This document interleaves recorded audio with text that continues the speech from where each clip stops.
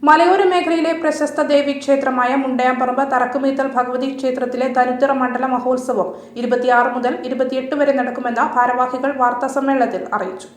26-ന് രാവിലെ 8 മണിക്ക് പൊന്നൻ പാട്ടാളി ചൂളിയേരി രാജൻ കൊടിയേറ്റ് നടത്തും. രാവിലെ 10 മണി മുതൽ തെങ്ങോല, വാഴയിൽ, കുന്നോത്ത്, കമ്പനി നിരത്ത്, എടൂർ ദേശ കമ്മിറ്റികളുടെ നേതൃത്വത്തിൽ കാവടി, കുംഭകുട, താലപ്പൊലി ഘോഷയാത്ര വരവ് നടക്കും.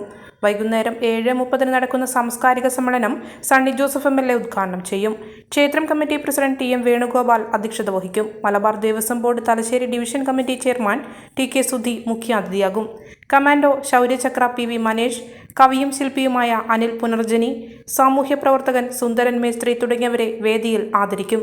രാത്രി 9:30 ഈന്തുങ്കരി, ഉരുപ്പുംകുറ്റി, തുടിമരം, വാളത്തോട്, രണ്ടാം കടവ്, വാണിയപ്പാറ, മണിമരുതഞ്ചാൽ, അങ്ങാടിക്കടവ്, ആനപ്പന്തി, ആറളഫാം ദേശക്കാരുടെ ഘോഷയാത്ര. തുടർന്ന് രാത്രി 9-ന് ഗാനമേള, ശ്രീകൃഷ്ണ കുചേല നൃത്തനാടകം. രാത്രി 12 മണിക്ക് അറവിലാൻ തെയ്യം, 27-ന് പുലർച്ചെ 5:30 പെരുമ്പേശൻ തെയ്യം, വൈകുന്നേരം 4:30 വലിയ തമ്പുരാട്ടിത്തിറ, ഓലയിൽ മുത്താച്ചിയും മകളും, രാപ്പോതിയോർ ഭഗവതി എന്നിവ കെട്ടിയാടും.